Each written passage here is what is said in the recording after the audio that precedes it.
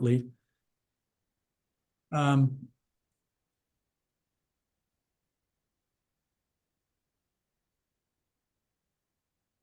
Okay, let's begin with a roll call. Sure. Mr. Bryce, Here. Ms. Wells,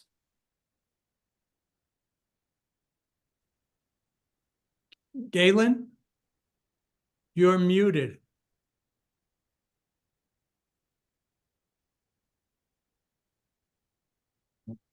Galen, you're still muted. I'm sorry, I was trying to print the all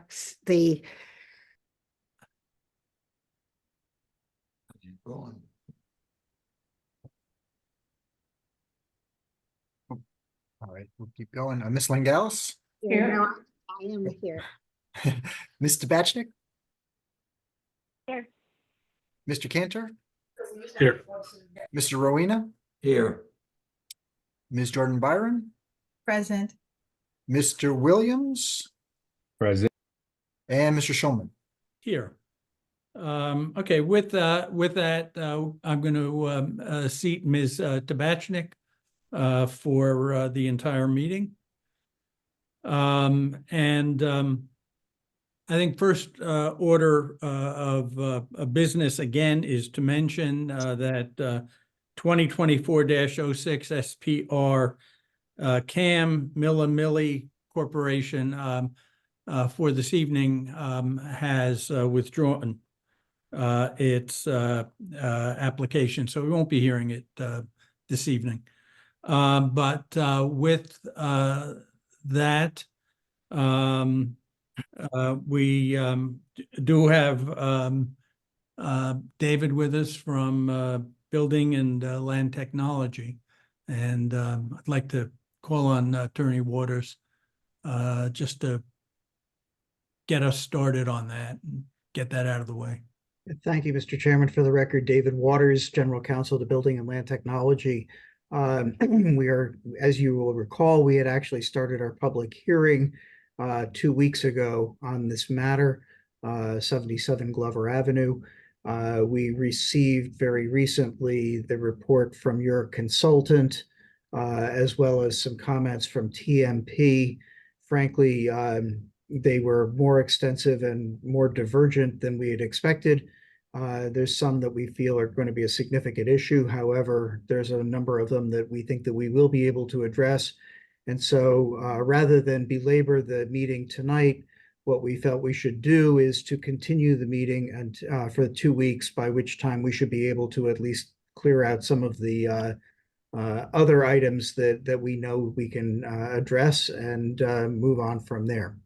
So with that, I would request that the hearing be held open, and we will continue our presentation and hearing in 2 weeks. All right, can I have a, by the way, I want to agree with Attorney Waters, and also to say that we only recently received Mr. Griswold's review, and I, for one, have not felt I've had the time to fully review it so that we could adequately engage with Mr. Waters. So I think it's in everyone's interest that we hold this open until our meeting in 2 weeks. With that, can I have a motion to do that? And Richard Rowena has made motion. Is there a second? I will second. Okay, Chapin seconds. Is there any discussion? All right, if not, I think we can do this with just a show of hands. All those in favor? Okay, it is unanimous. And then just so for the record, that the hearing will be continued to Wednesday, March 20th at 6 p.m. That's correct. Thank you, Mr. Chairman. See you then. Okay, thank you. And thank you, Brian. Okay, with that, the next item on the agenda is 2024-21. It's a special appropriation for the Norwalk Police Department. It's the transfer of capital funds in the amount of $657,000 for the purchase of 8 vehicles. Ms. Lepore, are you going to report for the department? Yes, I am, sir. Good evening, Okay. everybody. So Please. yes, for the $657,000, that will allow us to purchase 2 electric vehicles for our fleet. Those will be new, and those will be dedicated to the high schools, and they'll be wrapped and marked up as police department, and also with the high school logos on them, 1 for each school. And then we'll have 6 additional patrol vehicles. With that said, we switched over from Ford to Chevys this year because Ford was not making the police package anymore, and we got a better price from the Chevys. So that's how we'll get the 6 vehicles and then the 2 electric cars. Are there any questions? All right, if not, can I have a motion to approve the transfer? And again, Richard Rowena has put his hand up. Is there a second? I'll And- second. Nah, Darius was the first one with his hand up. Again, any questions or comments before we vote on this? All right, if not, again, I think a show of hands will be sufficient here. All those in favor? And again, it looks unanimous. Okay, thank you very much. Thank you. Okay, next item, 2024-02 CAM, David Keelan and Christina Lake, 16 Rocky Point Road. This is a single family house. It's proposed addition and raising of that house. Who is representing the owner? Thank you, Mr. Chairman. For the record, Liz Succi. Present this evening also are Adam Serini, professional engineer at Rocco V. D'Andrea, Tom Zoli and John Grinstead, the project architects, and Azure Schleicher of Race Consulting, our coastal consultant, and then also folks from the landscape architectural firm.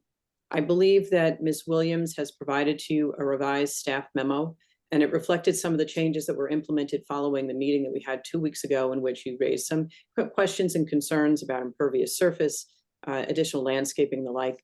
I am going to just be very brief that the impervious surface has been increased by about 250 square feet, and Adam can correct me if I'm wrong. I think that's about a 4% increase. There have been additional landscaping proposed for the structure, but I think it would be better if Adam could just walk you through what those changes are, or Ms. Williams, if that's more appropriate for you to speak to your commission first, whatever is your pleasure. No, why don't you go ahead and then we'll ask Ms. Williams to speak. That'd be fine. Sure. Adam? Adam Serini, civil engineer with D'Andrea. How about I share with you a diagram that I made with help from the landscape architect. Hold on.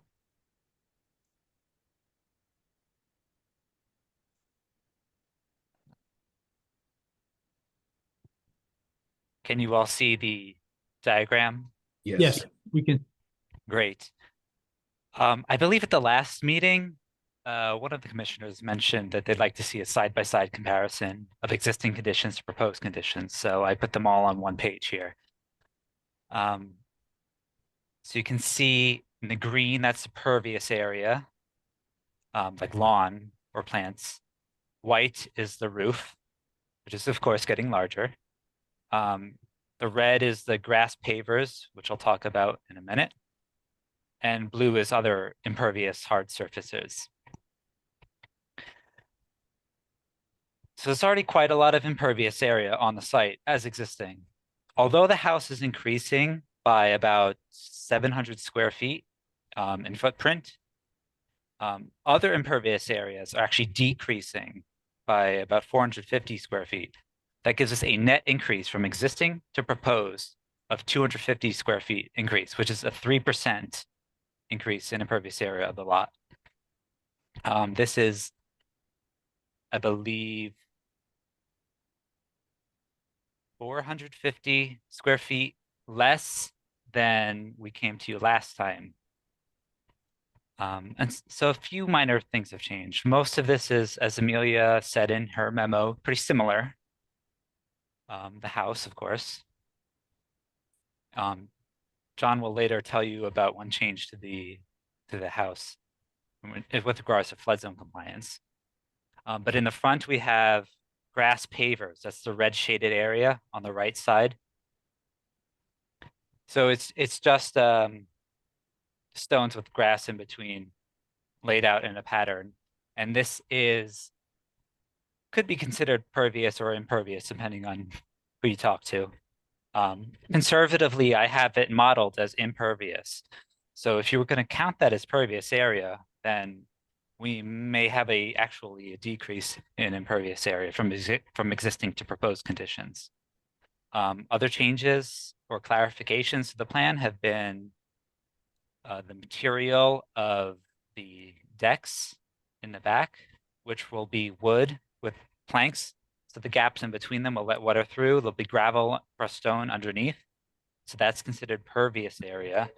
And then I believe the driveway itself has been shrunk just a little bit, I think on the north side, or both sides actually, for additional plantings. So that characterizes the minor changes to the site and impervious area.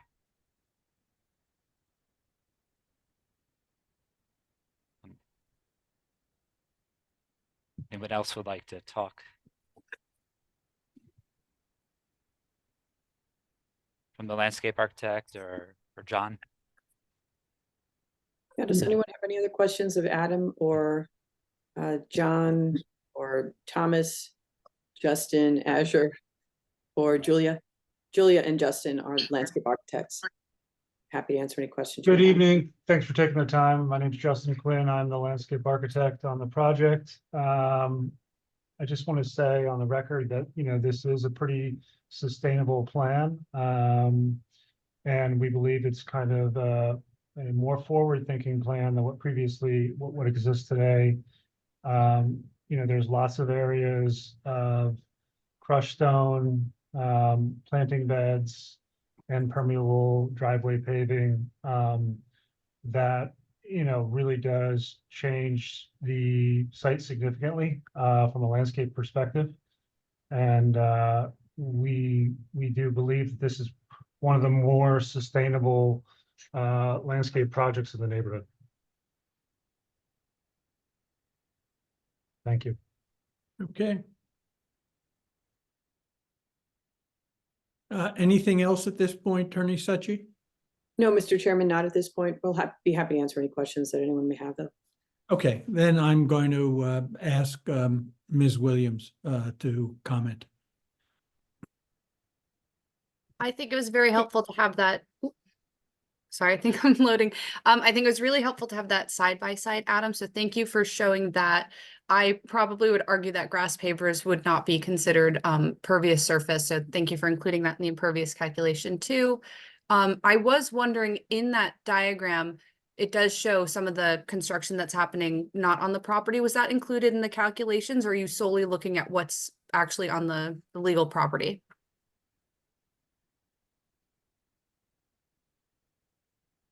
I believe I modeled. It's a good question. In particular, that my model and drainage report includes just a sliver of the right of way where we are changing things. Okay, so that might help in, I think if anything, that would only decrease the calculations, because a lot of what's in the right of way is the grass pavers, which is you're considering impervious surface. Have you considered any other ways to, making the driveway completely porous using something besides grass pavers? That sounds like resolve. We're not opposed to using, with the paver would be actually similar. It's just that it wouldn't be vegetated with grass. It could be another type of vegetation and gravel, but we would not be opposed to doing something like that. So then that would probably be my main suggestion for the commission in their consideration is if the if you feel strongly between grass pavers or a porous driveway that wouldn't have any vegetation in it, but might be better drainage wise. I'm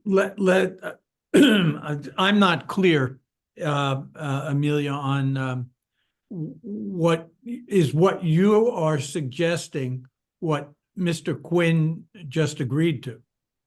I think, correct me if I'm wrong, Mr. Quinn, that they're willing to change so the part of the driveway that's on the property is pretty small, but based on Mr. Sereni's report, if they were to make the driveway like entirely pervious, it would probably bring the impervious coverage to make it about a net change of 0. So the options are, they're proposing grass pavers right now, which are considered impervious, but they are open to changing that material to something that is entirely pervious, but then it wouldn't have the vegetation aspect, it wouldn't have the grass. Mr. Quinn, is that correct? That is correct, yeah. Just Okay. a little Oh yeah, clarification. to clarify, it could still have vegetation, we'd have to look at that.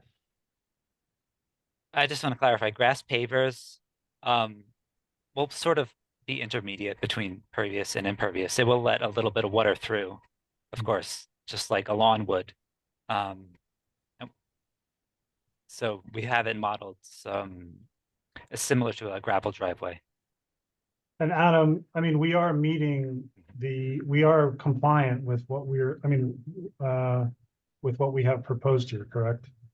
Yeah, so we've been working with DPW behind the scenes. We've had some comments from them. Their last comments were only with regards to our sewer connection. They had no further comments at this time for drainage.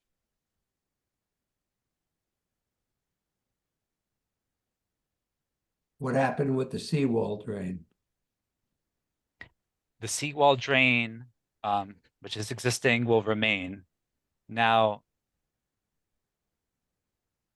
the condition that we will not discharge water runoff to the maximum extent practicable. I think we meet that because we retain the water quality storms, which is 90% or more of all storms will have 0 discharge through this pipe. And that's in compliance with the state water quality manual, and that's in compliance with with the city of Norwalk's drainage manual. Do you agree with that, Amelia?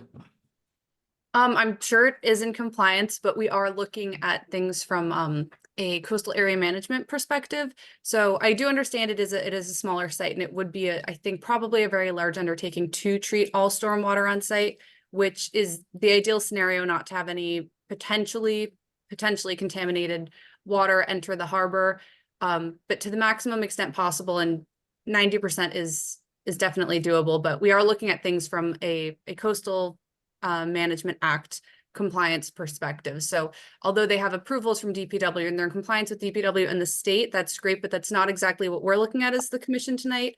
So I think the drainage is probably fine. It could be better, but I think it's okay. Okay, Amelia, do you have any other issues that you think we should consider? I think the applicants addressed a lot of the concerns that I had raised in my initial staff memo and that commissioners had also raised at the last meeting. So hopefully it can be approved tonight. And if the commissioners just want to change any language, or if we want to be specific in those, I'll share my screen, in those 2 conditions that we had talked about last time. And 11 is stormwater be treated on site with no offsite discharge of stormwater the maximum extent possible. So we can change that just to be the maximum extent possible, which is what the applicant is proposing that works for them on the site. And then we can talk, if anyone has preference about what the driveway is made of, if the 250 square foot increase is okay.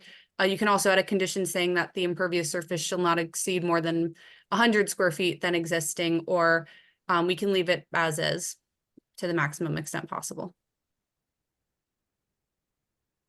All right, question for the commission. Are we ready to take action on this resolution? If so, we can discuss the individual items.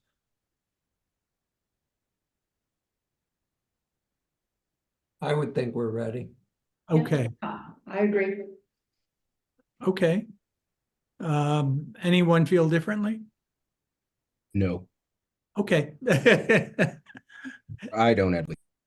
Then let's start, Amelia, at the top. Okay, thank you.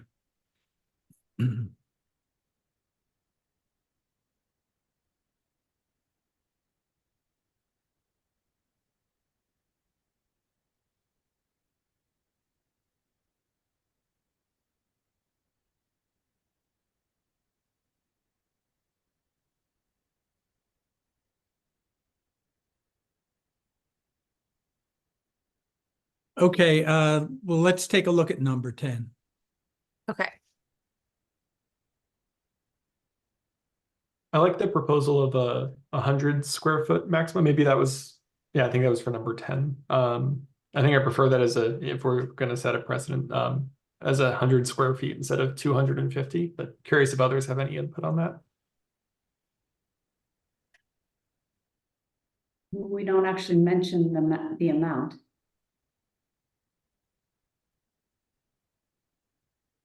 Amelia, Where did you see that amount? where does that number come from? Oh, for me, that was just an example of giving a metric, but Oh, as- okay. yeah, as Commissioner Bryce had pointed out, they are saying right now it's a 250 square foot increase from what they're proposing. So, 100 is a little less than half of that. And I do think they could probably get close to net zero with the driveway if they decide to change that and make sure that it is permeable. Can I just offer a sort of an opinion on what Mr. Adam, I can't see your last name at the moment. With regard to whether you do the permeable pavers with a little grass or pervious asphalt. I know exactly what pervious asphalt looks like, and we have it in the 6th taxing district parking lot in the back. And as it was raining quite hard the other day and I drove in, that asphalt looks very dry, but it's also ugly asphalt. So even for the sort of trade-off, if you will, I think in the neighborhood that you're in, given the limited amount of green space or areas to grow trees, because it's very tight there, that I would vote in favor of the permeable pavers with as much grass or little herbs or whatever can be grown there. I just think aesthetically, it would be a lot more pleasing than looking like part of the street with asphalt, pervious asphalt. I concur. Tammy, I think what we're hearing from our staff is that those pavers are not considered permeable. They are considered impervious. Right, I know I'm referring to the asphalt, Lou, the pervious asphalt. It just looks like, it sort of looks like regular tar to the untrained eye. But even though the pavers are impervious, aesthetically, if the owner can grow grass or moss or whatever it is in the little spaces between the pavers, and that's what it's meant for, it's a much more aesthetically pleasing look. Well, Amelia, are those the only options? Or are there other pervious options? I will leave that to the applicant to answer. They probably know more than I do, but I'm sure there are probably more options than just those two. But we can have it be a condition that they work with staff to come up with an option. I mean, unless the commission feels strongly about it, I don't mind working with the applicant on your behalf to find a pervious, or even like the pavers are somewhat pervious, just not entirely enough to consider them as pervious surface. But I'd be happy to work with them unless there are strong feelings, and we can add it as a condition. Does the current language support that in item 10? The current language right now, which Commissioner Schulman came up with last time, does so pervious surface be used to the maximum extent possible pending further conversation between staff and the project engineers. So that I would argue would include that, or we can even be more specific if you How would you suggest we be more specific? We could say, I'm trying to think of the way to properly word it, but something just saying that they would work with staff to agree on a driveway material that counts as pervious surface. Something, I guess, more specific to the driveway instead of pervious surface in general. I have no problem with that. Tammy, that acceptable to you as well? Yes, thank you. So are you saying that it needs to be completely pervious, or are you saying that we need to increase the permeability of it? It sounds as if what we're saying is you need to work with the staff to settle that issue about how pervious it needs to be and what materials are to be used. So perhaps after the word project engineers, there just be a comma and the clause be added that so that an appropriate surfacing be selected or something like that. Why don't we say surfacing acceptable to There the we go. staff? I'm sorry, what was the last part? Acceptable to the staff. Mr. Chairman, I believe, and unless I misheard, I believe Mr. Quinn had stated that they were willing to accept gravel, and if that's something acceptable, and that. Well, that's what I was saying, I don't think it would be complete gravel, so I think if we have language in here that we would review an appropriate surface with the staff, we can come up with something that would be suitable. I think we could, someone on the board mentioned a comment about, that the vegetation is nice. I mean, it is, and it also, reduces a little bit of heat in that area because there's a lot of asphalt in that area and building. So having some vegetation in that area is probably appropriate as well. So we can review some options and submit some specifications to the staff for review and approval. Going to mention that, Tammy, we tend to agree with you that it looks aesthetically a lot better when there's that green growing surface. One of the things sometimes we'll do is where the actual weight of the car is, where the tire tracks are, that's where we'll do the impervious surface, and then we just do plantings, natural plantings in between, so that we absolutely maximize the amount of pervious surface and minimize the amount of what's considered impervious.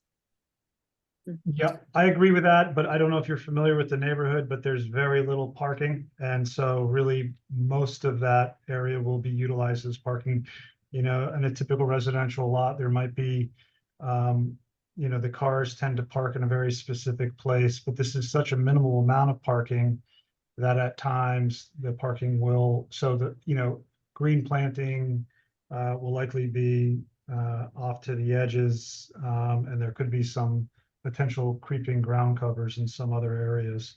Not all planting requires, what you consider topsoil to grow certain plant materials. So there are some plants that do well and grow in a more gravel-like medium. So we would be looking at plants that would do well in that condition. I think, I think it's really in our wheelhouse to be able to come up with an appropriate surface that would work well and increase the permeability. Okay, I believe that we can end 10 after the word staff.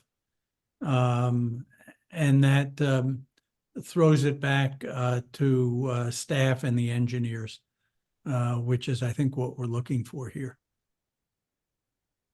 So just go back to kind of how it was, just. No, leave what we have. How it there is? now. Okay.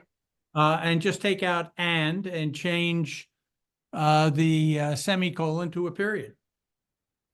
Well, we just do that for the list of conditions. So each condition. Oh, will- my mistake. You're quite right. How about if we change the word pending to after?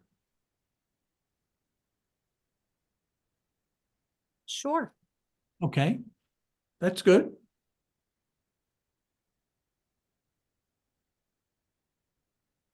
Okay, are we ready to act on this? I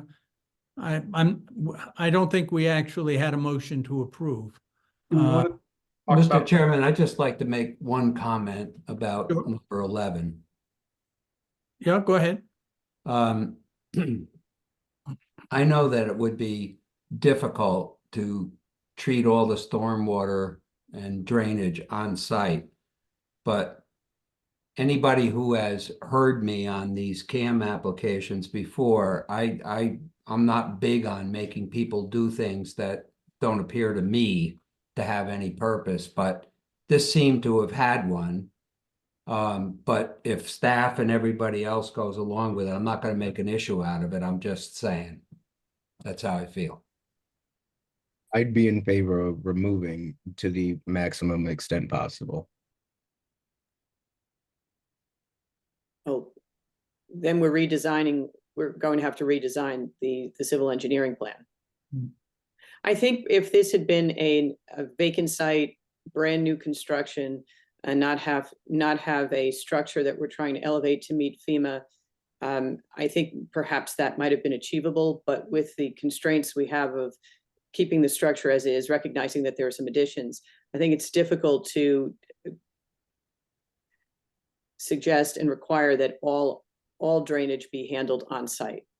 So I think to the maximum extent possible is appropriate in this instance.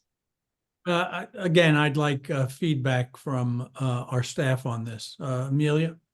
I mean, again, ideally, I would love it if it was just all treated on site. I think that should be a standard requirement, but I do understand Attorney Secchi's point where that's a much easier condition to have for new builds. And I do understand how it would be more difficult to obtain that with an existing house and raising the house.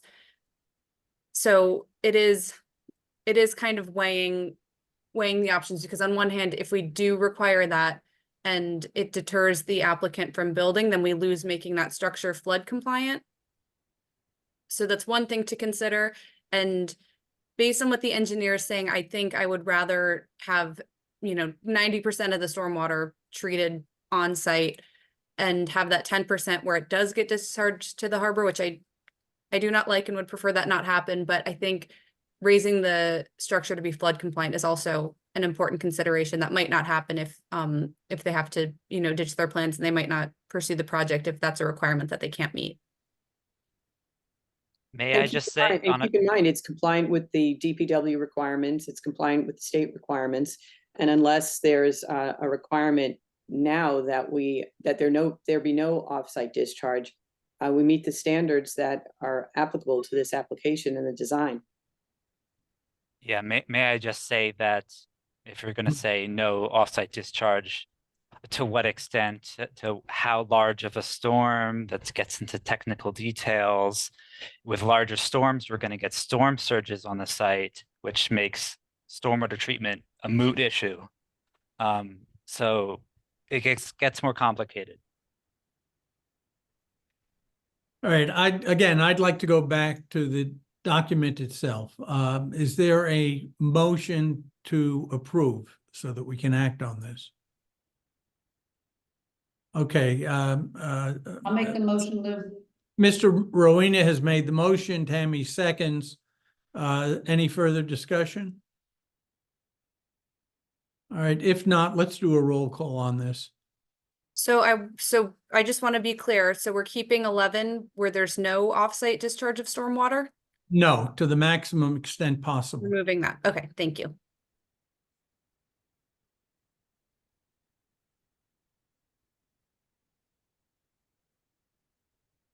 And then, there are a lot of people on the Zoom. Okay, for the roll call.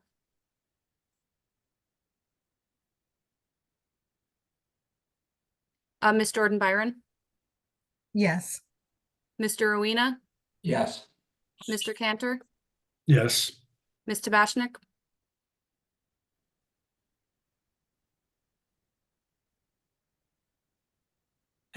Anna, you're muted. She's multitasking. I said yes. Thank Ms. you. Can you Lingalis, hear me? Yes. Sorry, Ms. Langallis, Yes. Mr. Bryce, Yes. Ms. Wells, Yes. Mr. Williams. I think you're muted. Yes. And Mr. Schulman. Yes. I think I got everyone. Okay. That sounded unanimous to me. Thank you, everyone, for your time and thoughtful questions. I appreciate your efforts. Okay, again, we're going to skip building and land technology. We'll address that at our next meeting. And we are going to skip Milla Millie Corporation. That will be on a later agenda as well, I believe. And that takes us to a preliminary review of 2024-11SP/CAM. That's TR Sono Partners, 25 and 31 to 35 South Main Street, District 2, Block 45, lots 12 and 13. Proposed construction of an 8-story, 100-room extended stay hotel. We've agreed on these preliminary reviews that the applicants will limit themselves to about 10 minutes. So who is representing the hotel? I am Mr. Schulman. Okay, we'll turn it over to you. Thank you, Mr. Schulman. And yes, we are aware that you'd like these to be kept brief as introductory overview presentations, knowing that you're going to hold a hearing at some point in the future. So this is just an opportunity for us to introduce you to the project, and as Mr. Kleppen has directed, to keep our remarks brief. With us this evening is Seelan Pather, the project architect with Binefield Architecture, Derek Dene, project civil engineer at Rocco V. D'Andrea, and Nick Hazen of SLR, who's the project traffic engineer. The applications for special permit and CAM were submitted on February 12th, which was the week that the prior zoning regulations were still in effect. The neighbors were notified of the submission on February 12th as well by certificate of mailing, and that certificate should be in the file. The applicant is TR Sono Partners LLC, which is a contract purchaser of 25 South Main Street. It also owns 31 to 35 South Main. The properties are District 2, Block 45, lots 12 and 13, and they are in the Washington Street Design District as of the 18th of February. 25 South Main Street is about 0.11 acres, and it has a 3-story office building constructed around 1900. You may recall 31 to 35 South Main. You saw that application last year for an addition to the existing Marriott Residence Inn. That property is about 0.22 of an acre and has a 2-story structure constructed around 1927. There was a proposal last year, as you know, to extend the Residence Inn and incorporate a new structure of 8 stories to it on 3135 South Main, but the deal with Residence Inn did not materialize, and that is no longer going to proceed. So the proposal before you, which will move forward through your processes, your various staff reviews, municipal reviews, and I suspect design review, is about a freestanding 8-story, 100-room hotel with 83 off-street parking spaces, which would be accessed via a complete valet system. The applicant in its moving papers has requested a waiver of all of the parking spaces required by former section 118.12.21D. That requires 1 space per room, and we are suggesting 83 spaces for 100 rooms. So we ask for that waiver to be considered. The valet system would operate for each room as it operates for the Stamford Downtown Marriott that this applicant has developed over time. There are various other associated site improvements, stormwater, lighting, landscaping, and the like. The demolition of both structures would be required, and the firm of John Hurd Corney of New York City has evaluated the architectural and structural historical value of those structures. So far to date, the sign-offs include the health department and the fire department. The DPW comments were received, and those are under review. The remaining comments that we have not received yet are from WPCA, SNU, and TMP, and follow-up emails to those agencies was sent last week, but we have not received any responses from them. So that's a very brief overview, introductory explanation of the project. I'll just make two other brief comments, and then Mr. Pother, if you wouldn't mind screen sharing your plan so you can see what the structure would look like. And then we could also have Derek Donay, if necessary, walk you through the site plan. Just by way of some economic information, this hotel is expected to generate more than $400,000 in property taxes, where today the two lots together generate about $56,000. Hotel taxes in excess of $700,000, and would likely generate 25 to 30 full-time jobs post-construction and about 200 construction jobs during the construction process. And with the hotel DoubleTree closure on Connecticut Avenue, there does exist a need in Norwalk for additional hotel rooms. So if you're wondering why one hotel directly next to another, there is a need for hotel rooms in Norwalk. So at this point, perhaps, Seelan, if you would mind screen sharing, go through the project very briefly. And if you have any questions of any of us. I am. Do you not see it? We see the area. Yeah. Yes, we I'm gonna can. go through very quickly. Good evening. My name is Seelan Pother. I'm a principal at Beinfeld Architecture. This is a quick presentation, so I'll get right into it. This is location of the site. I'll be repeating a few things Liz said, but very quickly. This is location of the site. For reference, here's the train station. Here's the police station. And here's the Residence Inn by Marriott. There's a bridge to the north. The fire insurance building is about here, I think. So that's the context. And this is the building. So we'll get into this in much greater detail next time, but the basic design approach here was to be contextual to the architecture of the street and the adjacent Residence Inn that you see in the distance here. We designed that also. We broke up the massing on this building. So here's the building, the extensor from here to here. We broke up the massing with different but complementary architectural vernaculars. You see how closely the building relates to the massing of the Residence Inn as you draw this line across.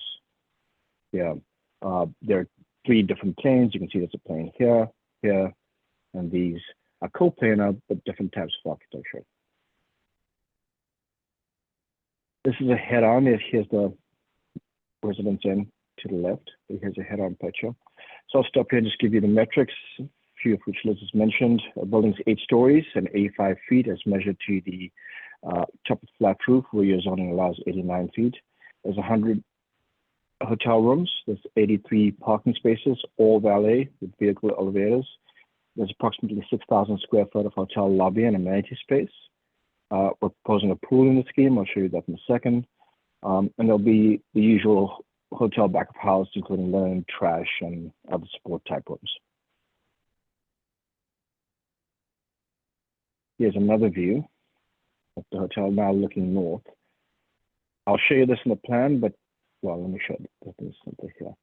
Right here, where it says Defang, is where there'll be one entrance and an exit. So this is a loop in this plan for vehicles. So very quickly, through the floor plans. This is the entire site. If you come into the hotel to drop off and get into your room that you've booked already, you'd come into this entrance, park here. You could come into this door, take your bags in. Here's a front desk. A valet would meet you, take you, park your car. Or if you were just dropping off Uber or such, you would come in, drop your clients off, loop around, and go back out. So attention was paid to try and curate that entry sequence to make it feel like it's a luxury hotel. The lobby has the basic lobby requirements, including a breakfast and bar area, some kitchen area, and a manager's space below. Parking's all at the back. You don't see it from the front. And here's a double elevator that takes you between parking levels in the basement and one above this at a mezzanine level. This is that basement. Here's a double car elevator, so no ramps in the scheme, right? A valet would take the car into this elevator and take them down to the basement. In the basement, you have your linen room, your back of house, and so on that you associate with the hotel. This is the mezzanine floor. if you've ever been into the Residence Inn, that's a good way to think about this program, the model for this hotel in terms of program, fitness room, little conference room that hotel guests can use, guest laundry, but essentially 2 spaces on the first floor and the second floor that you could use in a sort of office type capacity if you're holding meetings and so on. And then there's the third level of parking via the elevators. Once you get to the 3rd floor, you get now to the hotel room levels. But we've done something a little different in this scheme, is that we've created a lounge and multifunction space that really is more recreation oriented, less business like, associated with the pool. So we hope we can make work in the space facing the train tracks. You'll see this design, and we're excited about it. Hopefully, we can add some real value to the programming of the hotel. Once you get above that level, it's your typical double-loaded corridor with different hotel rooms. You can see here it's a mix of singles, doubles, and I think we've got 1 suite here on this floor. The 8th floor plan is the only one that's non-typical. It sets back a little bit to create that architecture that I was showing you. But that gives you the ability to put some terraces up there. But that's proven very popular in the Residence Inn, because you're up in that terrace and on a penthouse type hotel room, and you have views of the Sound. Again, something else has proven very popular is a roof deck bar. So we're going to do one here again. Again, also with views of the Sound. There's a solar array here that we'll detail out during the process, and mechanical spaces at the back. And then I'll just finish on this. We're interested in how Norwalk's built environment reads from the train tracks. We're suggesting a structure here that evokes the steel structures along the railroad, like the bridge close by, and also provides a somewhat whimsical element that creates a moment of interest to a person on the train, and it's something that provides some placemaking for the hotel. So interested in curating the back facade as well, because it's very visible. Here's that pool I was talking about. Here's a amenity space for the guests, and somewhat of a folly element. And that's it.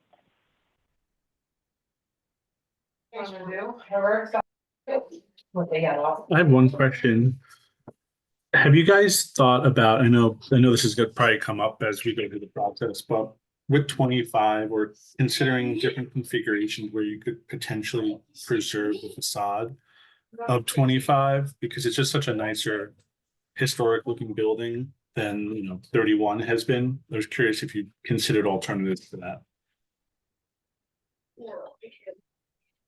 We did, obviously, because we're sensitive to the initial comments from the first application. It really inhibits the ability to execute the plan because of the in and out where we're treating this the space. It's a tight site across here. In the previous scheme that we built before you, the access to this hotel that we were proposing was through the Residence Inn. So that provided some relief at the street and gave you more space to work with. We have less space to work with now because we don't have that access to the Residence Inn. We are responsible for our own access this time. And that limits your ability to have closed facades on the street, which is a problem for all of these spaces. Would you be open to ideas staff may Okay. have on that matter? If there's other alternatives or thoughts on that? Yes, and I mean, obviously, architecture just has to go through a review process, right? So there will be comments, and we're always open to it, and to the extent that the client is also. Great, thank you. I have one question. I didn't understand. I was thinking to myself, didn't we already do this? But I now realize now this is a separate owner. So my question is, how big is the space in between these two buildings? In physical space in between the two buildings. No, not your two. Yeah, it's your building and the one next door. You're right. So this is the residence in, this gray mark on this side is the residence in. So it's like a typical urban environment build out, right? You're almost flush with the building next door. What you're doing is just making sure you can physically build the building. And then once you've got the space to do that, we're almost to the property line and very close to the building next door on both sides. Here's the building on the other side. So I'm So only asking you that because when the buildings are that close together, but there's a space between them, it seems like it's a place to collect leaves and litter and garbage and dirt. And I don't know off the top of my head what, if there is any setback requirement, but maybe if these two owners are friends, they can maybe make the buildings come together. But that's just a comment. I'm not asking you to. all right, and we'll look out for that. Yep, yeah, we'll specifically look at that. I mean, there's enough space for someone to go around this building. Absolutely, go around between the residence in on this side, and on this on the north side. I'll show you something here. On the north side, we have openings in this facade here.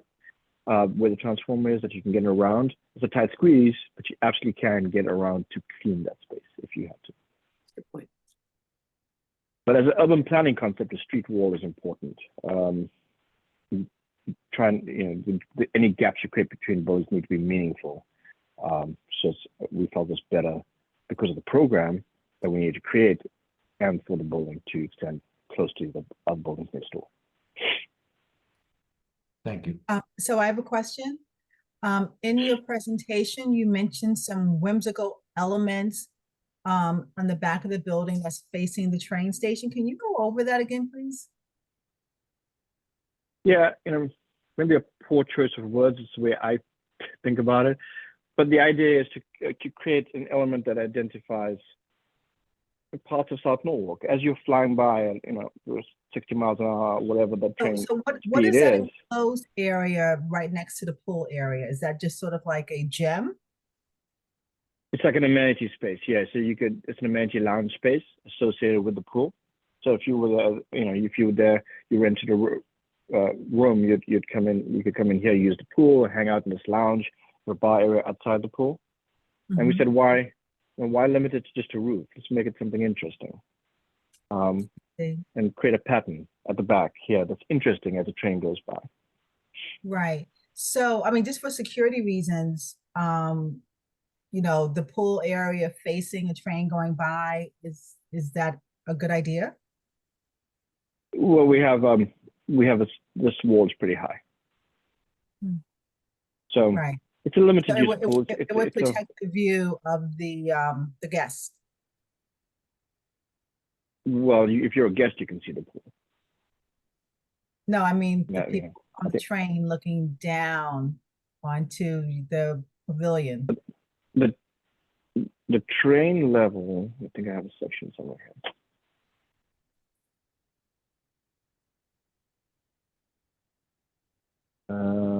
No, I don't have a section with the train. I thought I did, sorry. Oh, there it is. So here's the train level right here. And the pool level. Oh, so it's above train. Yeah, you won't be looking down. Yes, I was just thinking in the space of privacy, Oh, you definitely have the privacy, yeah. Yes, thank you for that. You're welcome. Okay. What we need to do is authorize a design peer review for this project. Can I have a motion to do that? I'll move. Okay, Chapin has moved approval for the authorization to hire our design peer review. Is there a second? I'll second. Okay, Darius seconds. Let's do a roll call. Sure. Ms. Tabachnik? Yes. Ms. Wells? Yes. Mr. Williams, Yes. Ms. Jordan Byron, Yes. Mr. Cantor, Yes. Mr. Bryce, Yes. Mr. Rowena, Yes. and Mr. Schulman. Yes. Okay. All right, this will come back on our agenda when design peer review has been completed, and we'll have a more complete presentation from the applicant. Thank you. With that, we move on to Thank you. 2024-12 SPR. Maine Norwalk LLC, 272-280 Main Avenue, District 5, Block 21, Lot 97 and 174. Proposed construction of a total of 3 buildings and a total of 196 parking spaces. For those of you who've been on the commission for some time, this was often referred to as the BJ's site. It is now owned by a different developer who wishes to develop it in a different manner. So again, another 10-minute or so presentation on this one. And then we will be asked to authorize a traffic peer review. Attorney Suchi? Yes, thank you, Mr. Chairman. For the record, Liz Suchi of Carmody, Torrance, Sandeck, and Hennessy, 1055 Washington Boulevard in Stamford. Also present tonight is Phil DeGennaro of Maine Norwalk LLC, Philip Cerrone, the project architect, Matt Bruton of BL Companies, and I think is Gareth on as well, perhaps Gareth Wilson. If not, okay, BL as well. So by way of background, an application for site plan review was filed with the city on February 14th. We notified neighbors of the submission within the 10 days required. Certificate of mailing was delivered back to the city the day or so after. We are here tonight, as Mr. Schulman indicated, to provide you with a brief overview of the proposal and have any questions that you may have at this time. We'd be delighted if this could move forward without a public hearing, since it is a site plan review application, substantially smaller than what you saw in 2016, but I'll leave that to your discretion. The applicant is Maine Norwalk LLC, which has been the owner of the property for several years and which was the applicant on the quote-unquote BJ's application in 2016. Property is 272-280 Main Avenue in Norwalk. At the time of the filing of the application, it was zoned business number 2, and it was filed in accordance with the prior old regulations. Main Avenue is to the west, condominium complex Rolling Ridge is to the east, Miss Laura Raymond Homes is to the north, and then there are other residential and commercially developed properties to the south. Right now, the site is largely vacant. It's just over 5 acres in size. Over the summer, it was regraded. The landscaping that had been overgrown was eliminated, so it's really just a big open vacant site. There is a treatment filtration building on the site in the shed, which is related to soil and groundwater remediation, and that building is going to stay regardless of what was proposed and what is eventually approved. There is an on-site water course in the northeast corner of the property, and that required us to file an application with the Conservation Commission. That commission heard the application a week ago, this past Tuesday, and we are waiting for it to make its decision. Hopefully that will happen next week. The site was previously occupied for about almost 30 years by the Elenco Corporation, which was a high precision electric motor company. This commission predecessor members approved an application for special permit in 2016, which presented a 95,000 square foot retail space with more than 370 parking spaces. That approval was appealed by neighbors to Superior Court. That appeal was denied. The neighbors also then appealed to the petition for certification to the appellate court, and that appeal was not successful either. So the proposal before you today is to develop the site with 3 independent structures.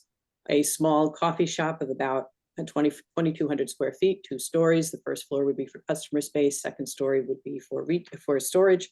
A restaurant of about 2,200 square feet, very similar setup. First floor would be for customer use. Second story would be for storage.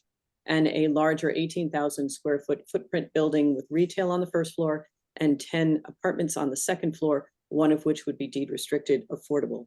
The site would be improved with all new stormwater, sewer, lighting, landscaping. And as far as landscaping is concerned, more than 40 trees, 180 shrubs, 50 grasses, and a whole host of perennials are proposed to be planted, all native and all non-invasive. One main entrance and exit off Main Avenue would be constructed. And as our analysis has indicated, and we provided to the staff, a warrant analysis has revealed that traffic signal for this development is not necessary. And that is a determination that eventually the State Department of Transportation, Office of State Traffic Administration will make a decision on that. Various sustainable features are incorporated into this plan, including solar panels on the roof and many electric vehicle charging stations, ringing the back, eastern and northern end of the property in accordance with state statutory requirements. To date, the sign-offs received are from the fire department. We received DPW comments today and we are reviewing those. We've also followed up with the First Taxing District Water Department, Water Pollution Control Authority, TMP, and the Health Department, but we have not received any comments from them to date. That's the brief overview of this proposal. At this point, if you would indulge us, Matt Bruton, if he could just show you quickly the site plan, and that would be followed by Phil Cerrone to walk you through just what the architectural design looks like. And we are happy to answer any questions. A full traffic study has been submitted in accordance with your requirements, and that is under review by your city departments as well. Matthew, thank you. Thanks, Liz. For the record, my name is Matthew Bruton. I'm a professional engineer in the state of Connecticut, employed by BL Companies. Our headquarters are at 355 Research Parkway in Meriden, Connecticut. Liz does a great job with that intro. I'll just give you guys a quick visual very quickly on some of those items that she touched upon so you can get yourself familiar with the property. This is the existing condition survey, Main Ave across the bottom. Obviously, as Liz mentioned, vacant site with the exception of the groundwater treatment building. That is depicted where my mouse is circling here. And you can see these bands of gray. That's underground piping and conduits associated with that building that will stay and remain in place to deal with that groundwater contamination. In general, topography goes from the top of the page down to Main Ave. And as Liz said, it's vacant except for that. That water course that we are dealing with is off the property in this upper corner here where my mouse is saying, and then it is captured in pipes and then conveyed through the property down to Main Ave. We are looking to continue that with no direct wetland impacts or impacts to that intermittent stream. Just gonna move quickly to the site plan. So again, for orientation, Main Ave across the bottom of the page, the retail and residential in the lower corner here, the restaurant in there, and then another restaurant here. We do show obviously one single access driveway, which is to Main Ave here. As Liz mentioned, it does not trigger the warrant for a traffic signal as previous applications may have. And this would require a DOT encroachment permit because it's on Route 719. We are showing everything is compliant with zoning regulations, and that includes 196 parking spaces spread around to accommodate all three buildings. Of those, 36 are going to be EV spaces, which is great, obviously, as the industry changes. Moving just quickly forward again to the grading and drainage. Obviously, there's a vacant site now that's been highly manipulated over the years, but we are proposing to do a new up-to-date stormwater management system. So that would be a system that obviously captures, treats, and detains, and then releases to mitigate peak flows and also match drainage patterns. As Liz mentioned, we did get DPW comments today. We're working through those now. In addition to that, there are all utilities available either on site or in the road that are available for connection. And then in addition to that, we do have a proposed landscaping plan, not only to comply with your regulations, but to deal with the intermittent water course just off the property. So this could be an aesthetically pleasing site for abutters, employees, and visitors. So that's kind of a quick high-level overview of the site plans. Happy to answer questions if you guys have, but understand we are coming back. So I will stop sharing for now and pass along to Phil, our architect. Matt, the charging stations, two quick questions. Are they level 2? And Why so many? Mr. Chairman, yeah, the goal is obviously to provide that as a site amenity, right? To complement the three other businesses that would be on the property here. With the goal of, I think that's kind of how the industry is going, is why would someone come to your shopping plaza, your shopping area, and without chargers if you can go to one with chargers? So it's meant to complement the tenants that we're hoping to attract to the property. It also provide a green element, which I know is important to the boards and towns as well. So being able to incorporate that part of infrastructure is an attractive quality to the applicant to incorporate into the site plan. And the level of those charges? I do not know that off the top of my head, Mr. Chairman, but I will certainly confirm with you and have that for the next meeting. Okay, thank you. And Mr. Chairman, if I just may add, these charging stations would be open to anyone, not just individuals who come to stores. And as you are probably aware, there are very few areas where there are charging stations available to the public. There are some on the Merritt Parkway at the rest stops. There are a few spread out here and there. State statute, I believe, requires us to provide at least 10%.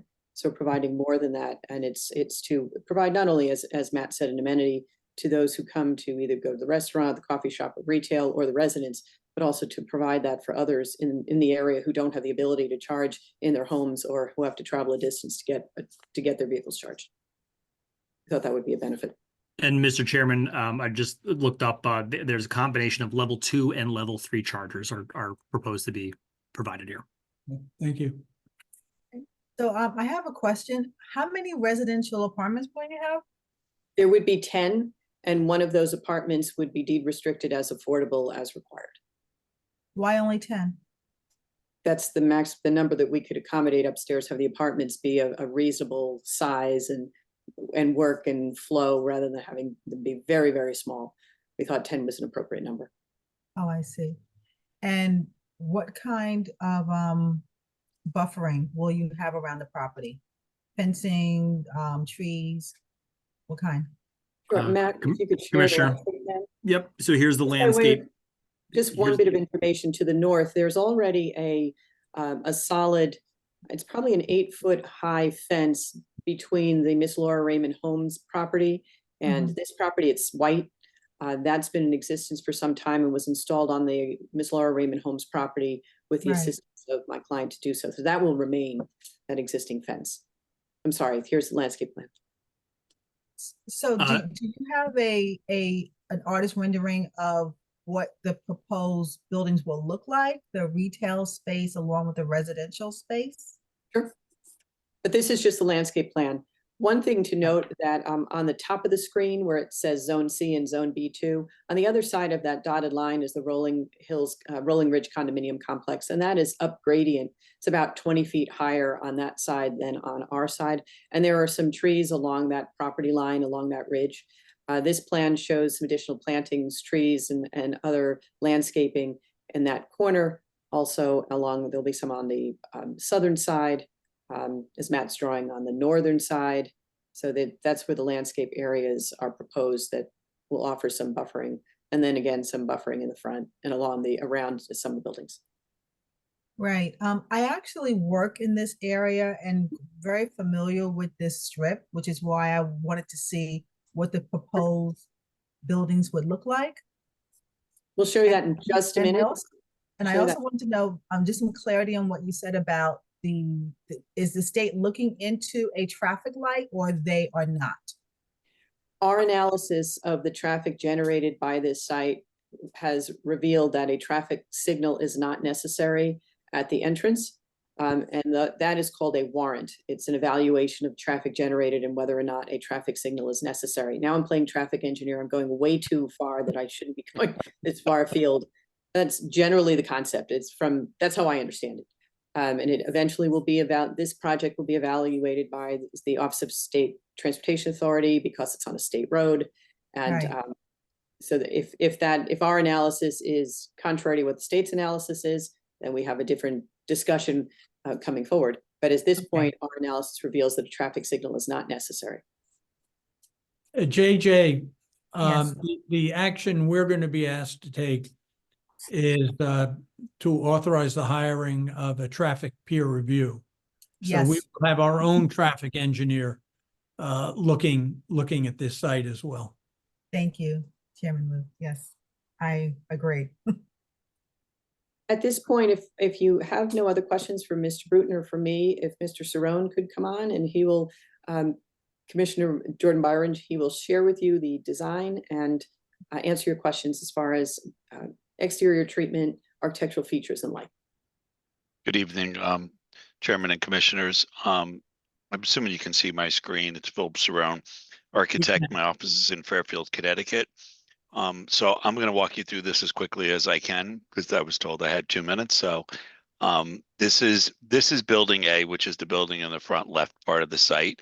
And just really quickly, that's kind of just a generic rendering of it. I mean, we've tried to keep these buildings really simple because we don't have tenants for them right now. So we're trying to keep them as diverse as we can. To see the building in plan, on the first level, there's a patron dining area here, back of house. We have about 1,400 square feet of patron area. As Liz said, the building's about 2,200 square feet plus or minus. Second floor is storage and mechanical spaces for the first floor restaurant area.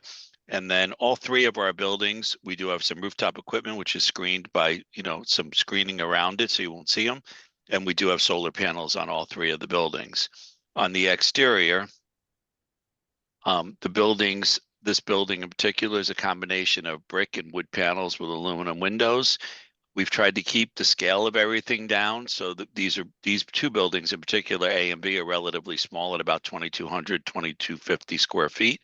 And they're 2-story in height. So the highest part of the building up to the top of the screening is about 30 feet. The building itself is about 25 feet.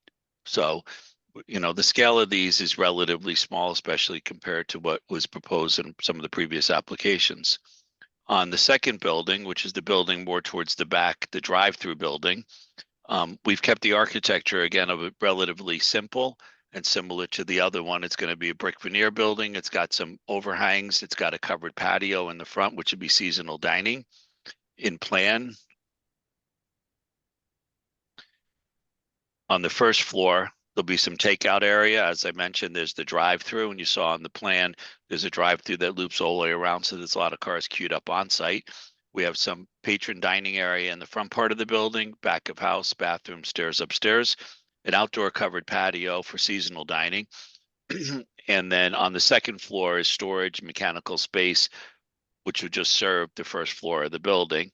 And then again, the roof space is, we have some solar arrays on the roof, some mechanical equipment, which of course will be screened also. This building's about the same height as the first building. And then on the exterior, again, on the exterior, we've kept it relatively simple, and we've just blocked in some sign placeholders for the time being. Again, not having tenants, we don't know exactly what the signage will be, but we have some placeholders there.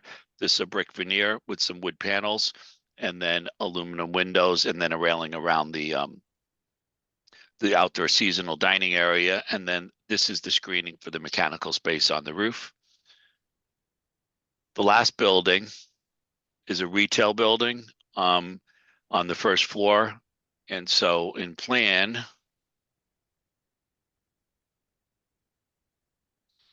let's go past that. Okay. In plan, we have a core here, which will serve the residential area. So the residential area's entrance is more towards the front corner of the site. And as was mentioned, when Matt mentioned, and you saw the site plan, we built the buildings towards the front of the site, at least 2 of them, with most all of the parking behind the buildings. So you don't really see much of it from the street. The entrance to the retail would be on this side of the building where the parking is in the back over here. Again, elevator and core stair up to the residential section here. This is the retail section, which is about 12,000 square feet.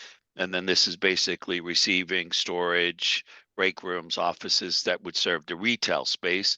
And then there's a loading dock over here for the retail space also. On the second floor of this building, we have the 10 apartments. These are all 2-bedroom apartments here. And then we do have 1 3-bedroom apartment. And as everybody knows, one of the issues with apartments sometimes is lack of storage. We do have storage rooms. We have some storage rooms up here. We have a little gym, some amenity space. And then this is the core here, utility room, and then a stair core over here. And then on the exterior, again, this building to the top of the screening is about 32 feet. To the top of the building itself is about 30 feet. Most of the glass on this building is more on the second floor, being that the retail's on the first floor. On the street here, we don't have a lot of glass there, but we do have glass that's on the side that faces where the pedestrians would be on the interior part of the building.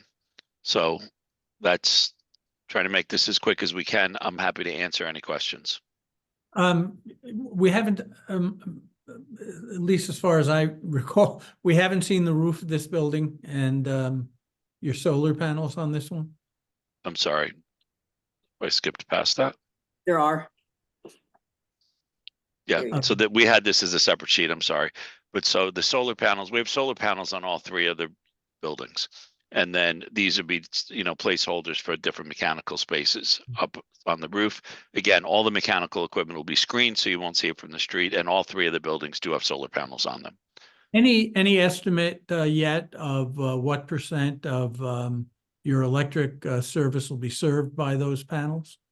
We don't have that information yet, but we can get that for you for sure. Okay, we'd certainly would like to see it for the public hearing. Sure, not a problem. Okay, thank you. Attorney Suchi, Nick here. I have like a general question about this project. So, and I apologize ahead of time. I'm a little under the weather, so just bear with me for a second. First off, generally appreciate all the green efforts that you're putting in here. You know, that's near and dear to me. The thing I'm a little confused about is this is one of the few spots in the city that has yet to be developed. It's got a lot of potential. It has a lot of possibility. And we're ending with 3 pretty small buildings at the end of the day. 10 residential, when you could have up to 133. It's basically a parking lot with a couple of outbuildings. And I'm just curious how you or how the developer got here. Like, why was this a decision for this property at the end of the day? Because I would think there's so much more potential here that they're not like they're losing a ton of money by building what they're building. You know, I'm just really surprised this is the outcome of what they're trying to do. Well, I don't want to completely speak for the owner applicant on this particular issue. I will though share with you that it's a challenging site with the requirements for continued remediation under the Brownfield program. That's one issue. And just where it is, what we can do, some of the restrictions that have been in place over the years. For example, it's business number 2 zone. The highest and best use is typically retail of some sort. There's a requirement to have it be a 2-story structure. So there were some constraints that we were dealing with just from that perspective. And also the interest in the market for this site for other uses. I would have to defer to the owner, but maybe Mr. DeGennaro can share that this is where we are. This is what's available. This is what the interest is. And we design and propose based upon the interest in the market. I think the addition of 10 residential units is a nice change to what otherwise could go here. I don't know if the interest in the market for this being solely residential is there. I'm not sure what if there are any environmental restrictions that would prohibit or limit any larger development of residential. But perhaps Mr. DeGennaro, you could share at this point how we got to where we are in answer to Mr. Cantor's question. And we'll provide more information to Mr. Cantor if as we move forward. And certainly the owner will be on the call when we have a public hearing, and that question can be asked directly to him as well. But Phil, can you add? He's getting on. I just texted him. There we go. You're muted, Phil. Okay, where is he? I apologize. Oh, no, don't worry. Brian, I see you threw up your hand. I don't know if you wanted to say something or. I just wanted, in looking at the site plan, just the location of the EV chargers seem to all be consolidated to the north, or I guess that's the northeast corner of the site. Whereas, you know, if I were to be a person shopping or stopping at one of these restaurants, I mean, usually your first thing you do is you pull into a site and try to find the closest parking space. But I guess in this case, you know, if I'm shopping at one of the retail stores, in order for me to do that and use one of the EV chargers, I have to park as far away as possible. I don't know, just it seems like the EV charging is a use that is separate from the restaurant and the retail use. And then just an overall comment on it's a lot of parking. It's a significant amount of parking beyond what the minimum required is. Those are just really my two concerns. And then lastly, just really, if you could comment on with the traffic study and looking at whether a traffic signal is required or not, can you sort of explain how you do that without knowing what the end users of the buildings are going to be? I mean, if that restaurant were to become a Starbucks, for example, and that retailer becomes a Trader Joe's, I mean, I'd imagine that would produce a significant more amount of traffic than other sort of benign retail or restaurant uses. Matt Bruton, Yeah. could you answer some of those? And just for your information, I'm trying to get Mr. DeGennaro to come on, but he is unable to unmute. So basically the layout is what he recommends what the economic reality is today, but we can have more information and share further commentary on that when we're on for a hearing. Yeah, that'd be great, especially with the I know this is under the old zoning. I don't know if the new zoning are things different. I mean, are they really limited to a maximum of 2 stories here? That's minimum. Minimum 2 stories. Minimum. Right. So you can go high anyway. Yeah, I just love to have that conversation because it just feels like such a unique parcel, and there's an opportunity here, and I'm a little we can definitely get back. Just want to continue that conversation. Understood. Thank you. Understood.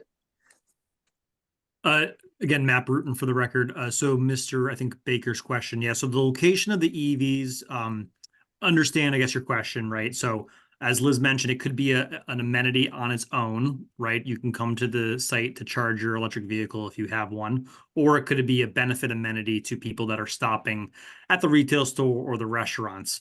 The placement of these was intentional to cluster them together to make sure all the infrastructure that is needed is efficiently used to get onto the property. And as mentioned before, there's a lot of environmental remediation piping that does restrict kind of placement of some of these underground utilities. So we did pick a location to kind of avoid that. I'd also say too that, depending on a stop, and I'll just use an example as the coffee shop here, that's a quick stop for most people, whereas charging isn't quick yet, right? 15, 20, 30 minutes. So we kind of put the spaces as almost kind of clustered in the back there to allow the normal operations that people are used to with restaurants and coffee shops to come in and out quickly. We don't want to take up those prime spots with someone parked there for a very long time charging their vehicles. So that was kind of done intentionally. And then in relation to the warrants for the traffic signal. So there are warrants that, and we'll have our traffic engineer here next time. But there are warrants that trigger whether a light is warranted or not. As Liz said, we will have the DOT double check that to confirm that they agree with our assessment. But when we design and do a traffic study, it's based on a use, not a user.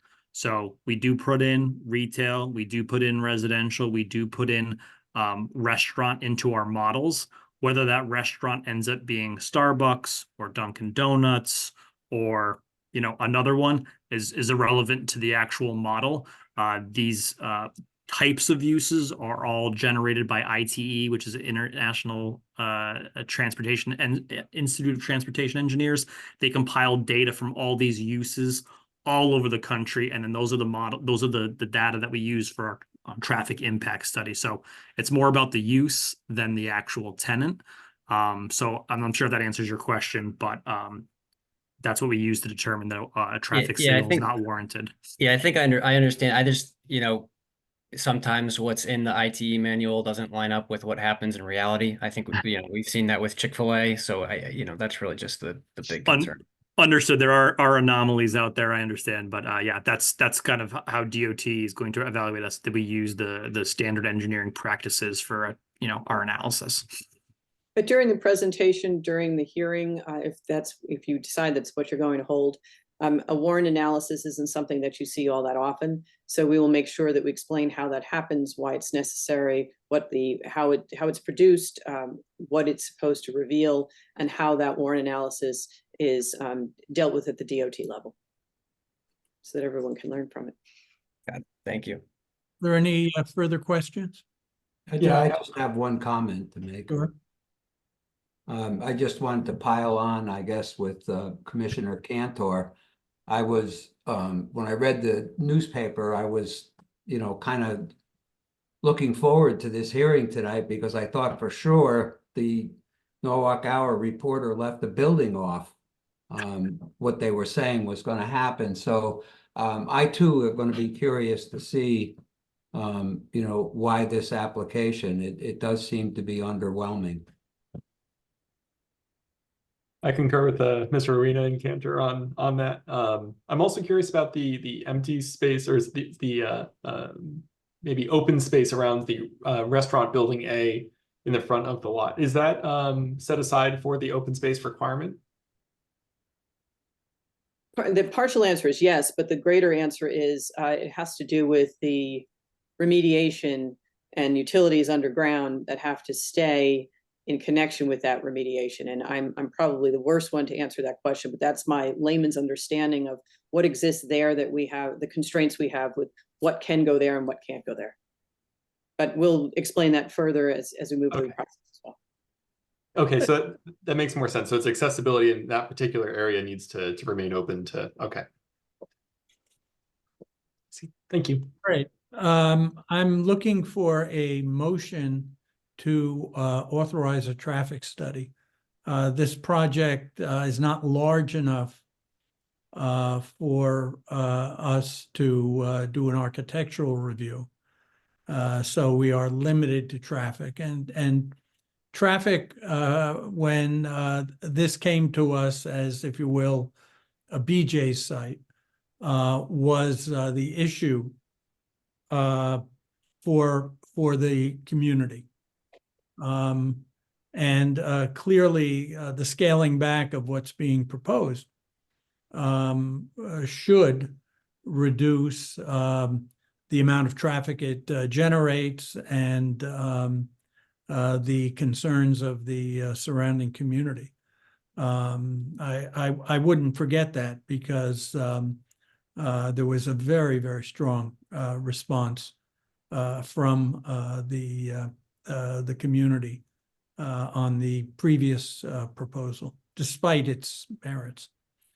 Okay, so can I have a motion to authorize the hiring of our traffic peer review? JJ has her hand, either she's saluting or she has her hand up. Is there a second? I'll second. Chapin has seconded. Any further comments before we Yes. move up? Go ahead. Please go ahead. I'm just wondering to myself, if we're going to hear later on as to why this project is as small as it is, with the possibility of maybe it increasing its size, does it make any sense, or would it be possible for us to put off making this applicant do a peer review on traffic for something that seems like an insignificant development on 5 acres? Well, this is the development that the owners want.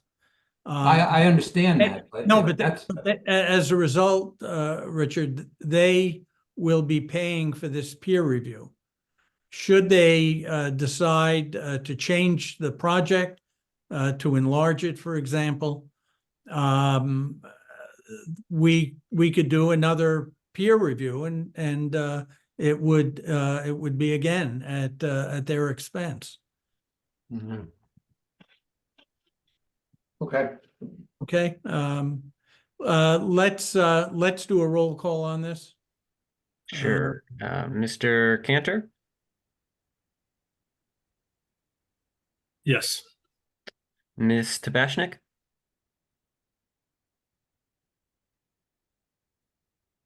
Anna, you're muted. We'll come back to Anna. Ms. Jordan Byron, Yes. Mr. Williams, Yes. Miss Wells, Yes. Mr. Bryce, Yes. Mr. Rowena, Yes. Ms. Tabashnik. Thumbs up, yes, and Mr. Schultman. Yes. All right, that is unanimous. Okay, good. Thank you. Thank you. Thank you. Okay, final item. And again, this is not a public hearing, so we will only be hearing from the commission members and the applicant. This is 2024-14 SPR Norwalk Center LLC, 10 Norden Place, District 3, Block 17, Lot 40, Unit A, use of plus or minus 113,500 square feet of an existing building and plus or minus 155,000 square feet of the site for transportation, maintenance, terminal use. And again, the action here is to authorize traffic peer review only. These are existing buildings. With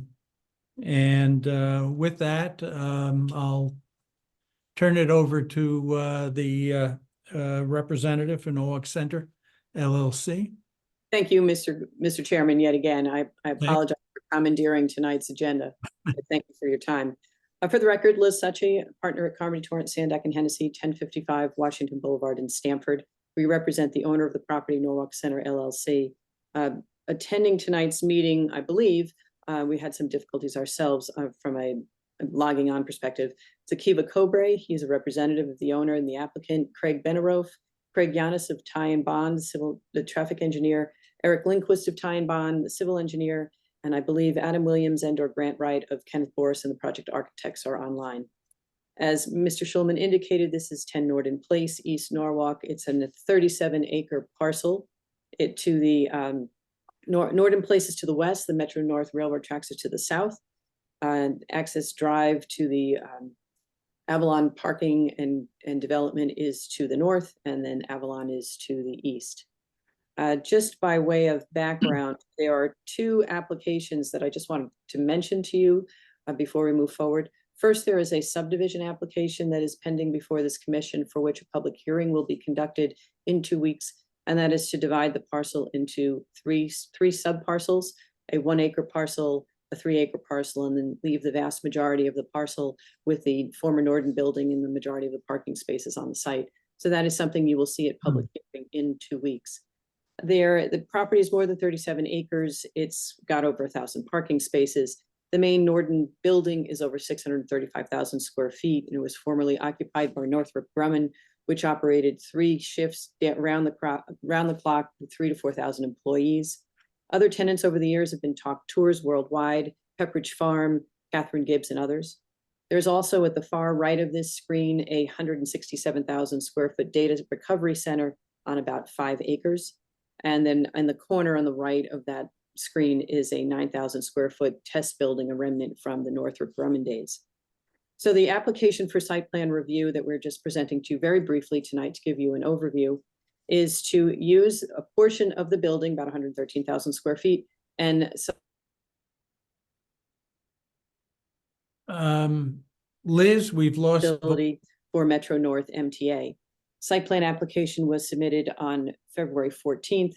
Neighbors were notified within the 10 days required under the old regulations. This application was also submitted under the regulations that were in effect until your new regulations became effective on the 19th of February. The MTA would lease about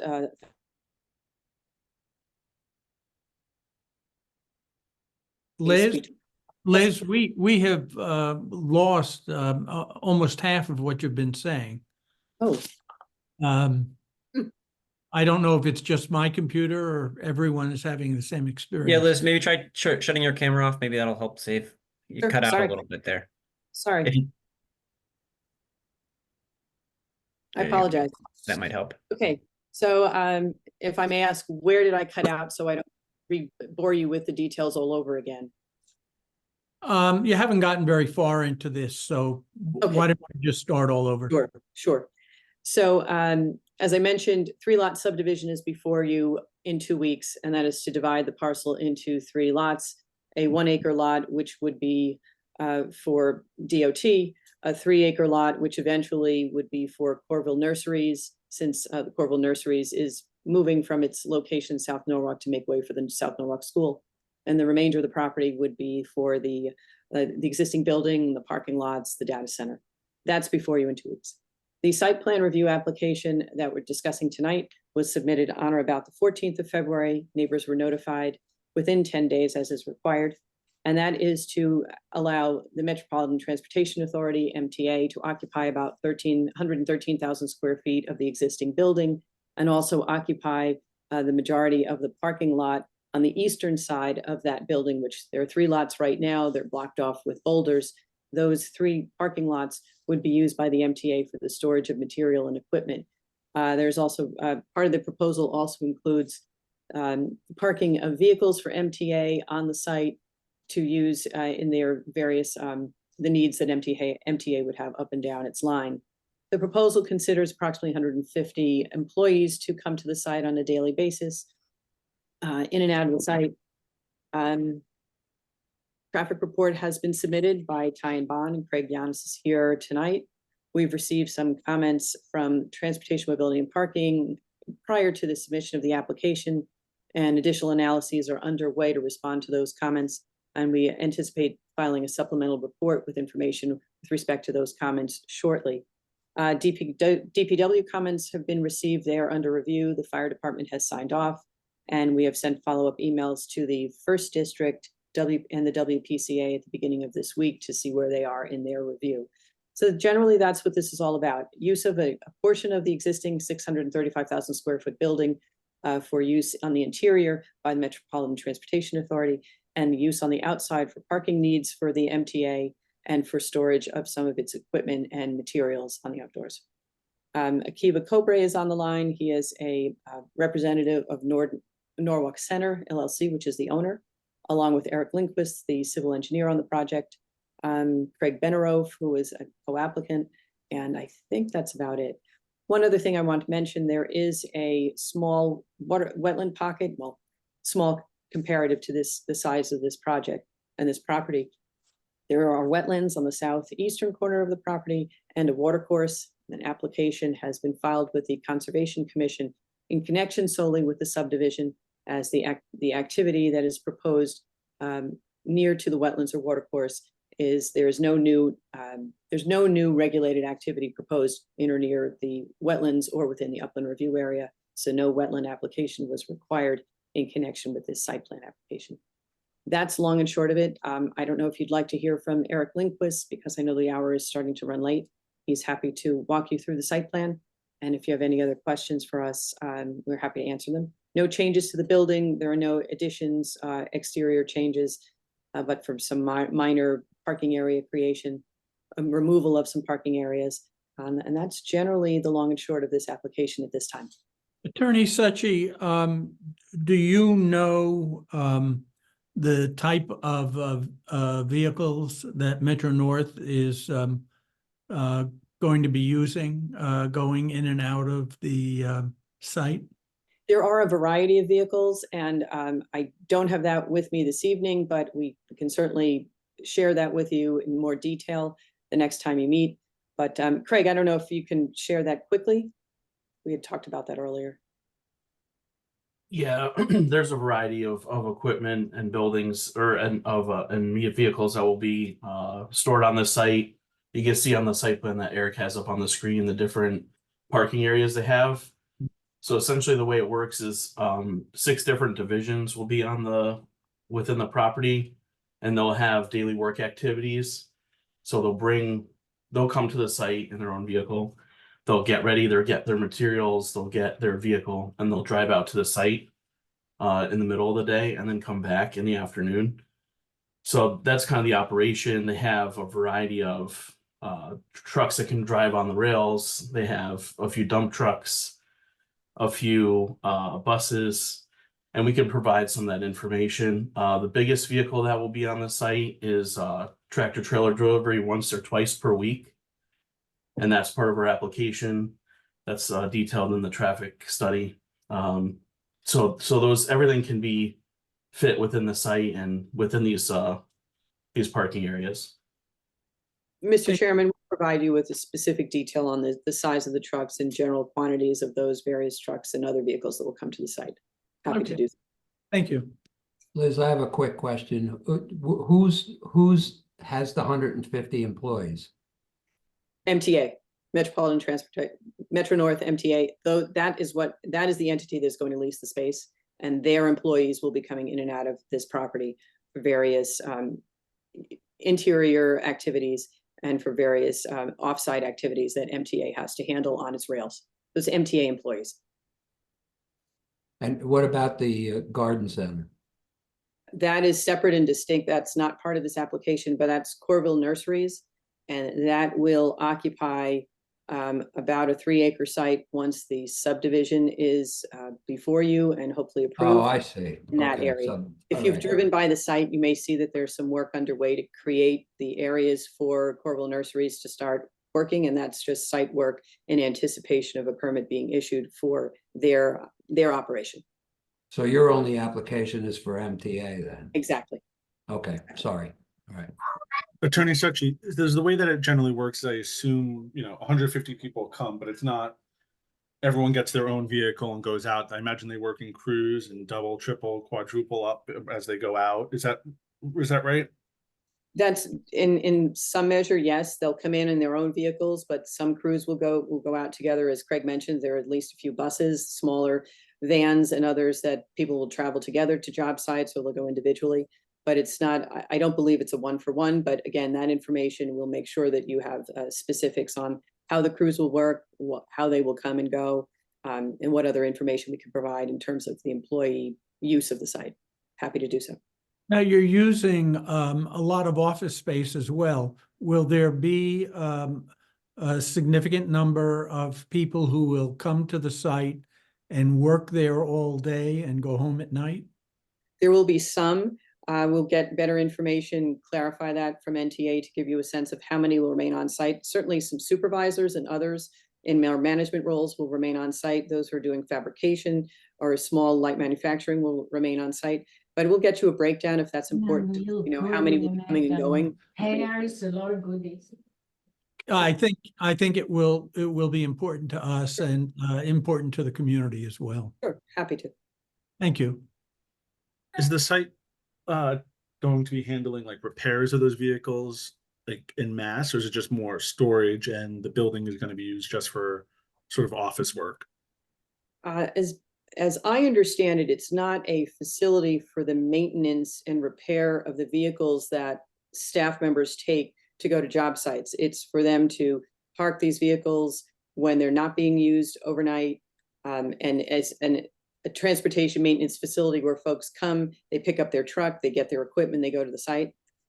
We could clarify that, but I don't think that's a portion of this. If there are some minor repairs necessary for vehicles, that would be undertaken, but this isn't a vehicle repair facility for Metro North. That's what I was trying to get at. That's what I was trying That's to the understand. question. No. Thank you. Other questions?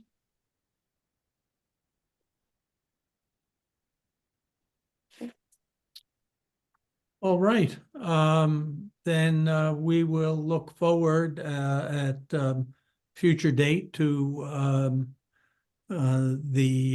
actually, I guess there'll be a number of applications, one for the division and one for the actual work itself. We need to authorize our traffic peer review. Can I have a motion to do that? Okay. Richard Rowena has made the motion. Galen Wells has seconded. Any comments on that? All right. If not, again, let's do a roll call on this. Brian? Yep. Mr. Cantor? Yes. Miss Jordan Byron? Yes. Mr. Williams? Yes. Mr. Bryce? Yes. Ms. Tabashnik, Yes. Ms. Wells, Yes. Mr. Rowena, Yes. and Mr. Schulman. Yes, Right. okay. It's Lou, can I unanimous. make one more comment or just, I'm sure you saw, Attorney Suchi, staff had a lot of good questions in their memo Yeah, sure, about go ahead.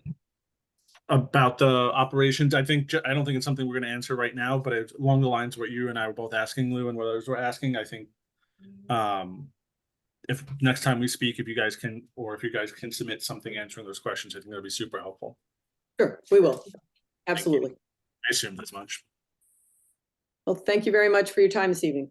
Thank you. All right, next item are the minutes of February 21st. Can I have a motion to approve? Darius has made the motion, second. I'll second. Okay. Chapin has seconded. We can do this with a show of hands. All those in favor? I'm abstaining because I wasn't here. Okay, and Galen, you're abstaining because you weren't here as well? And JJ, Yeah, I was You're saying as also- well. okay, Thanks. all right. Comments of director. Steve had to leave for another meeting. Brian, any comments? Yeah, Steve forwarded me the revised language for the capital budget ordinance. If anyone had a chance to review it, if not, I'll pull it up if anyone had any questions. Kind of revised language on like what our process is to hopefully have it be more meaningful while also respecting everybody's time that they put into reviewing the budget. Brian, I read it for. do we need to act on that? Sorry. I don't think so. I think if you're comfortable with kind of Steve moving it along through council and recommending those changes to the powers that be, I think that's really all that we need. So I'm bringing it up again. Sure, yeah, I'll share it. I mean, I think that's fine. I'm a little bit concerned that Tammy isn't with us at the moment because she has chaired that committee for the last 2 years.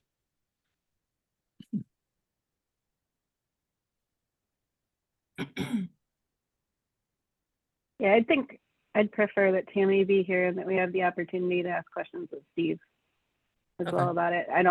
I read it when it first came out, and to me it didn't seem like much of a change, but I don't remember now. I was going to send Steve an email. It would be great to like just see a bulleted list of like old version, like what are, like, I understand that there's redlining here, but like what new role is being added or what is being taken away or what is being changed, you know? Yeah, I think here it's really specifying what our role is in terms of, posting the Steve just hopped back recommendation on on. the page and what the recommendation is supposed to say. But yeah, I would agree that if Tammy's not here, her input would be helpful. Right.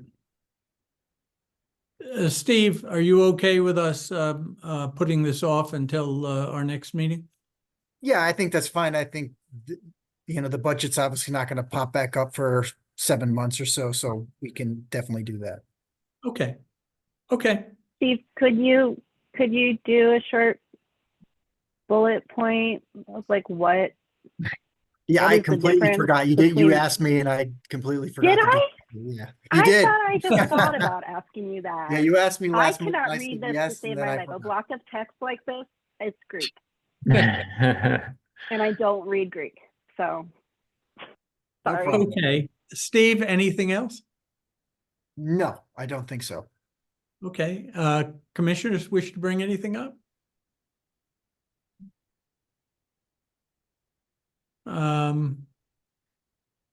Okay, Steve, next week, or not, I'm sorry, next meeting, when we're asked to basically approve the map for Norton's, is that a public hearing?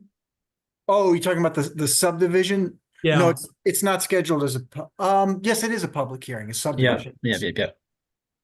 Okay. I don't know if you were back in time. We authorized the hiring of the traffic consultant. Yeah, And- we'll work on that tomorrow to get them. We've already talked to AKRF and they're kind of familiar with both of them a little bit, so they'll get started. Okay, good. All right, again, any comments from commission members? All right, I will just mention that the process is beginning for the hiring of both traffic consultant and our architectural consultant. Over the next week or so, we'll be reviewing resumes, determining who we're going to interview and start that process. Every couple of years, we need to go over the process in terms of having as open a process of using these consultants as possible. So that will be taking place over the next couple of weeks or so. Have a And- number of folks submitted or responded to the RFP, or was it an RFP or whatever it was? Can you respond to that, Steve? Yeah, we got several, there were only two respondents to the traffic. I think we had 5 or 6 for the architectural one. And the interesting, there was 3 we've never seen before on that, so we'll have to, I don't know the firms, and we just got them, I was away last week, so I just got to look at them today for the first time, so we'll dig into them the next couple of Cool. weeks and get that process moving. Okay. Sorry. Go ahead, Anna. I know it's been 3 weeks, but you were away last week, Steve, but I was wondering if you think at our next meeting, we might be able to have a draft of the letter to Mr. Travers about the residential parking permit. Stuff we Yeah, discussed we on should the be able to do 14th. that. Yeah, Okay, that's thank no you so problem. much. Appreciate it. I have one quick question as well. Sure. I've said the same thing at least twice every year since I've been on the commission, but I think it would be like spectacular to see what the increase in the tax base is on all of these new apartments, especially in light of all of the newspaper articles and letters of late. I know there's been, I want to be genteel when I say this, no leadership in the assessor's department for a long time, but I don't think that's the case now. And it really would be cool to see that. I think redevelopment's actually working on something now. And I know we owe them a lot of maps, but we haven't had a chance to get to the maps. I'm But pretty sure I have a I'm- spreadsheet that tracks a lot of that too. I could also run it by Steve, make sure everything looks right. Yeah, like if- the if- interesting thing. I That Sorry, I would think be, somebody else might have asked for this, but something that also shows which properties received abatements, which ones didn't, including all those details and what was collected. I don't think there have been any recent abatements. Am I right about that, Steve? Well, anything in the There are enterprise- properties in the enterprise zone that Yeah. I think are automatically in that. Mhm. Outside of that, I don't believe there are, but Well, Okay, to see that, even if there haven't been any, having that clearly on paper answers an open question in the minds of many people. Including me. I would appreciate that, including Richard. I'm worried about Richard here. okay. Can I have a motion to adjourn? Please. Richard, JJ has moved, Richard has seconded. or the other way around. Somebody. All those in favor? All right. Aye. All right, we are adjourned. See you all at our next meeting on March 20th. Take care, everyone. Hi, all. So. So long.